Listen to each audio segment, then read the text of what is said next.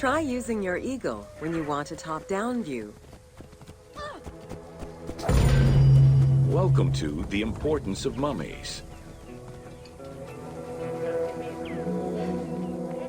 The first hieroglyph for embalmer appeared in pyramid texts of the Old Kingdom. It is likely that embalming was a trade that progressed alongside the evolution of ancient Egyptian funeral practices. While we still know nothing of how embalming came to be a profession, we do know that embalmers had a hierarchy, and that each embalmer specialized in a specific phase of the mummification process.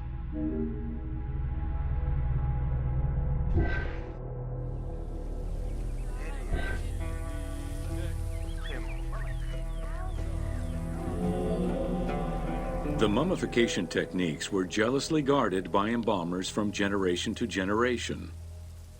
Despite their efforts, Herodotus and Diodorus discovered their methods in late antiquity, but historians were skeptical about the validity of the texts.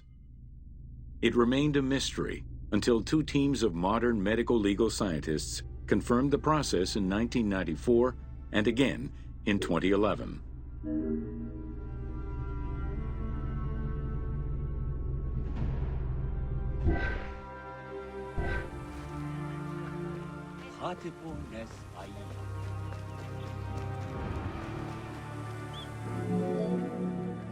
The Uabet, meaning the pure place, was where the embalmers mummified the bodies of the deceased. Until the end of the Middle Kingdom, it was located in tents at the edges of the city due to the smell of decomposition. In the New Kingdom, however, the Uabet was located within the city limits, though still in open-air spaces. In the same way that the practices and techniques of mummification evolved, so possibly did consideration towards embalmers within ancient Egyptian society.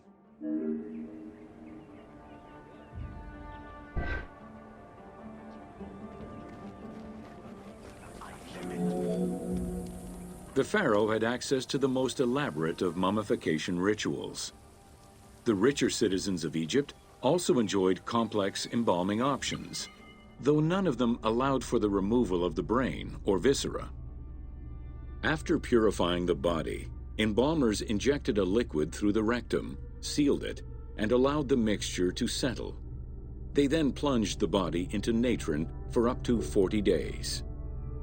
Once the body was dried, the seal was removed, and the entrails flowed out with the injected liquid, leaving the skin and bones of the deceased to be wrapped in linen and returned to the family for burial.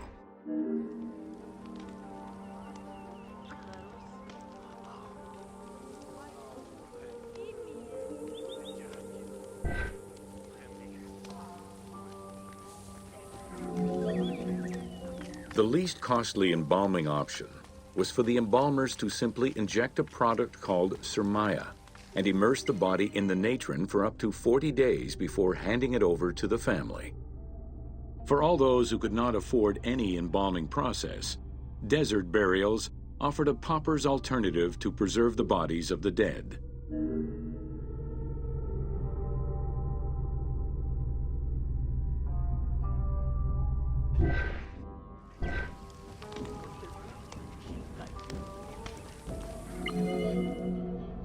Egyptian civilization has always appealed to Westerners, even before the Greek and Roman invasions.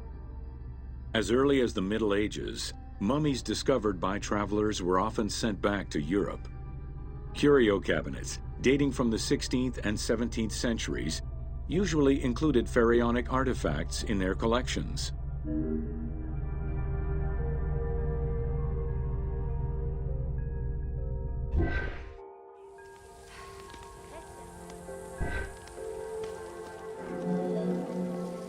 The Egyptomania phenomenon was heralded by Napoleon Bonaparte's Egyptian campaign, which lasted from 1798 to 1802.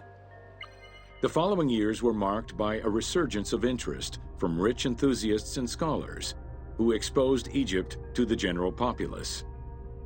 Many research societies focusing on Egyptology were founded during those years.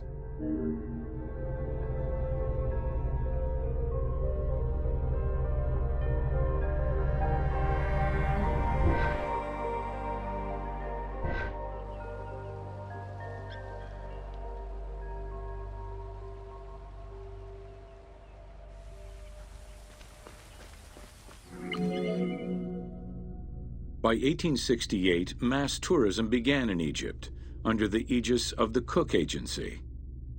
The rich would indulge in leisure trips to Egypt and bring back mummies. Upon their return, they would organize evenings that consisted of unpacking mummies and removing strips of linen and amulets layer by layer. These were considered the shining cultural events of the season. The Egyptian collections of many a museum were founded as a consequence of this mass pillaging.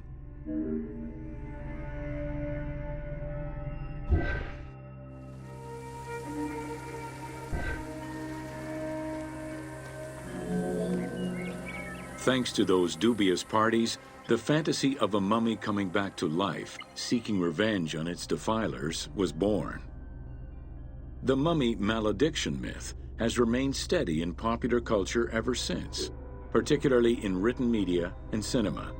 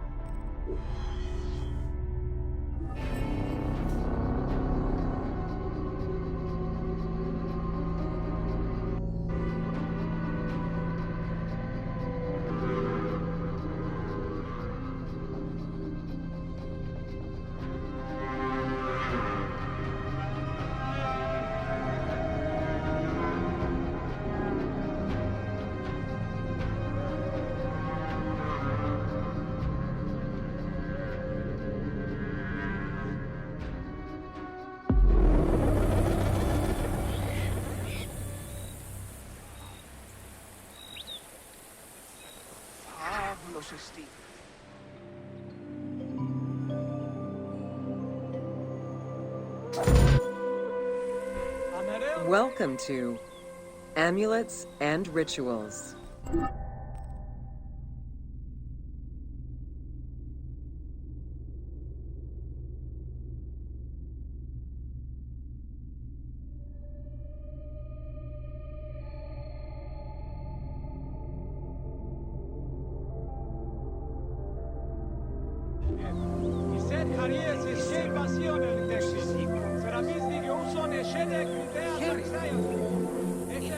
Ancient Egyptians believed the world was a chaotic place, filled with supernatural forces. They knew that art and words gave life and power to things. Carved with images from hieroglyphs or in the shapes of gods, amulets were highly personal objects that warded off dangers and disease while attracting success. Some amulets were temporary, intended to solve a specific problem, while others were meant to be worn forever into the afterlife.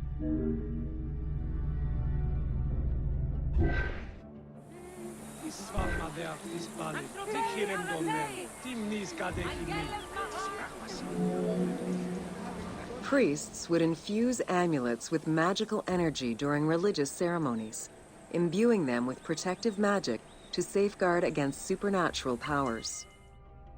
The wealthiest of Egyptians could obtain a divinely ordained pendant in which was hidden a magic formula inscribed on a piece of papyrus. It would act as a unique spell tailored to the owner.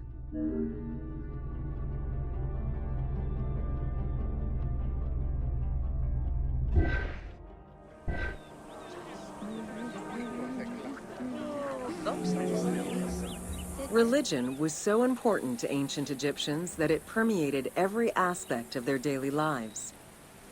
Since water was the source of life and had the symbolism of purifying the body and the soul, all daily routines began with ablutions. Personal prayers to the gods were sometimes written or spoken, with family prayers passed down through generations.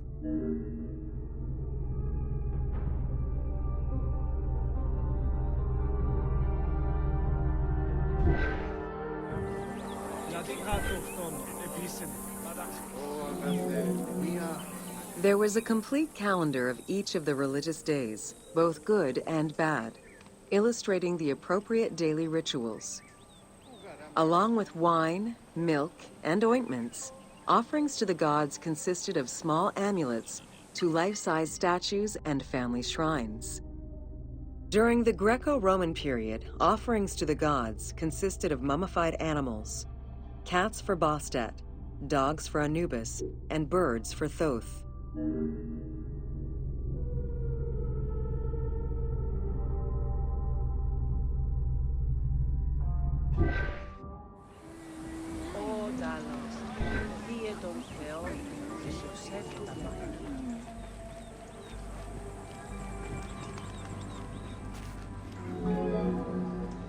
Deemed messengers of the gods, oracles offered guidance and judgment for all Egyptians, regardless of status.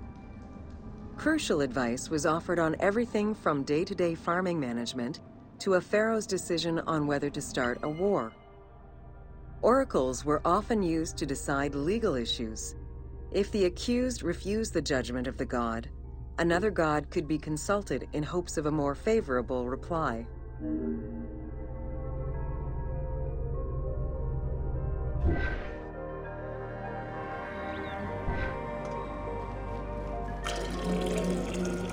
It was oracles that guided the Greek sailor Batos to the coast of Libya, where he founded a colony known as Cyrene.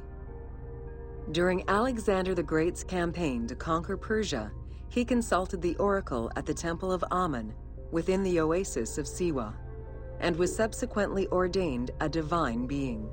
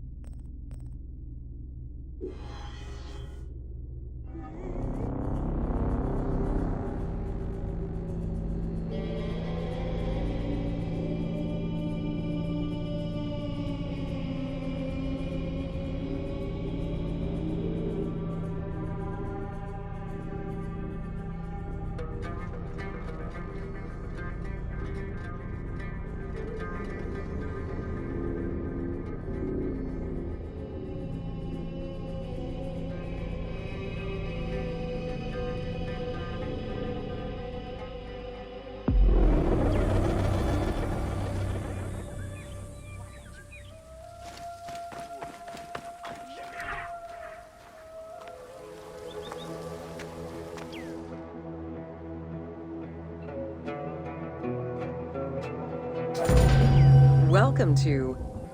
During rituals and festivals, the god was carried on a solar barge between the areas of a temple or the temples of different cities.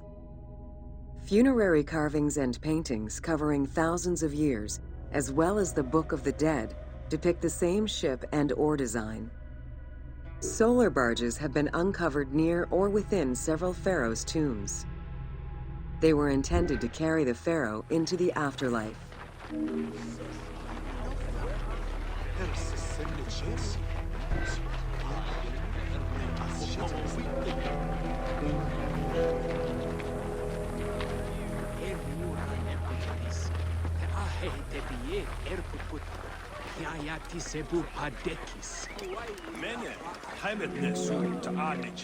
Ancient Egyptians believed that Ra, the sun god, traveled the skies in a boat known as the solar barge. The solar barge was believed to cross over to mythological lands.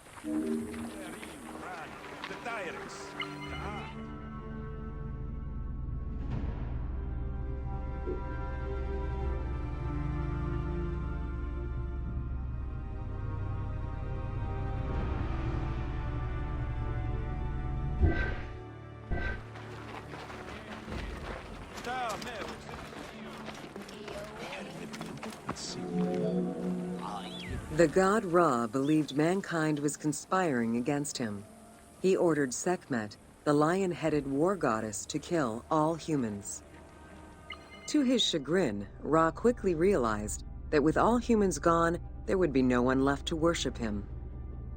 In order to stop the rampaging Sekhmet, beer was brewed and dyed red with pomegranate juice to resemble blood.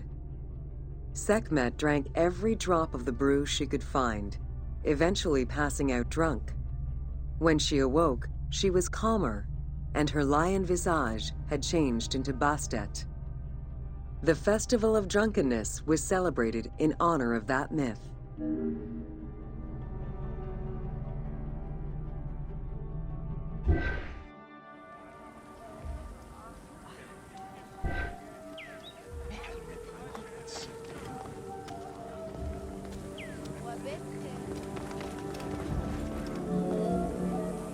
Unlike the daily rituals that took place in the temple and were performed by priests, festivals allowed the entire population of the city to participate.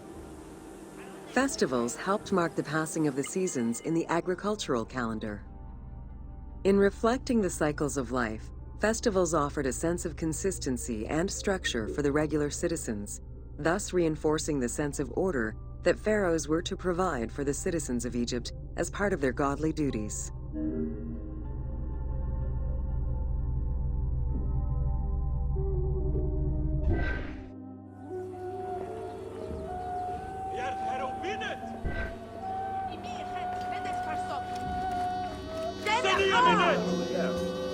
The importance of these festivals is demonstrated by their longevity.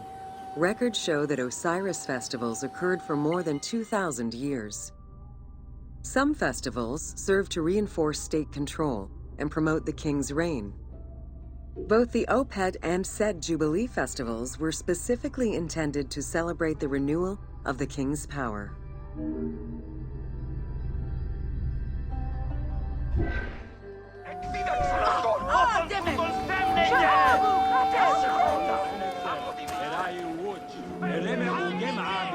The temple hierarchy consisted of high priests, several types of priests, scribes, and servants.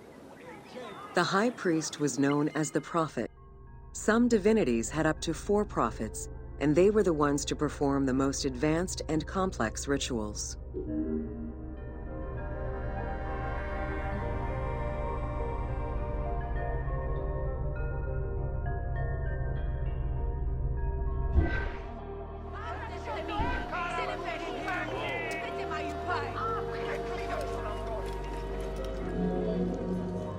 Egyptian priests were not confined to solely religious tasks, and in fact had crucial roles in Egypt's administration, most of which served to reaffirm the pharaoh as the proper vessel for the gods.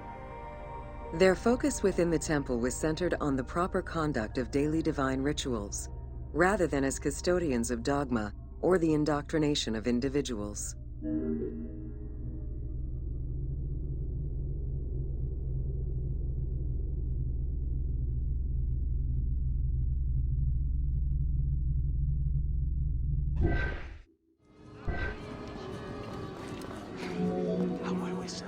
Scribes were custodians of the sacred sciences. Some priests were associated with the funeral rites and were considered the group with medical knowledge. The servants of the Ka were low-ranking priests who carried food and offerings in funerary rituals. Lector priests were distinguished by their ability to read, and their main duty was to recite specialized religious texts in both temple and funerary rituals.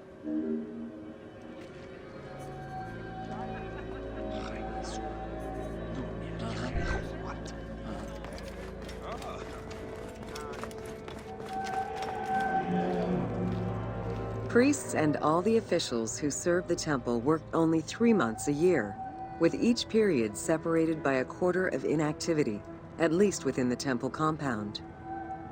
Each outgoing group handed over the temple and their tools to the newcomers. Only the high priesthood remained in permanent office within the temple.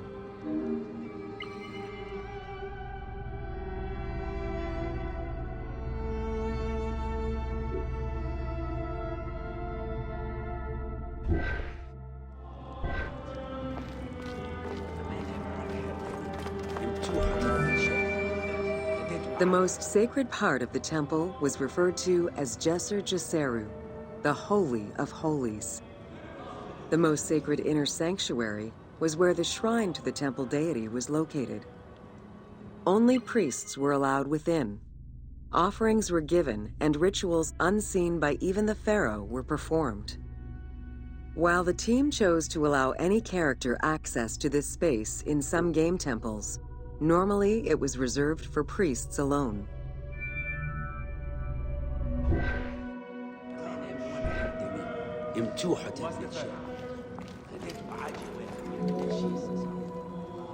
Pharaohs and their priests often chose the site of these sacred temples because of some mythological connection or an alignment with the cardinal points and certain stars. Once selected, a foundation ritual was performed. The pharaoh was required to complete 10 steps in the ritual, which required a mix of offerings as well as specific construction techniques. Once the temple was complete, construction of the chamber containing the shrine, or naos, began.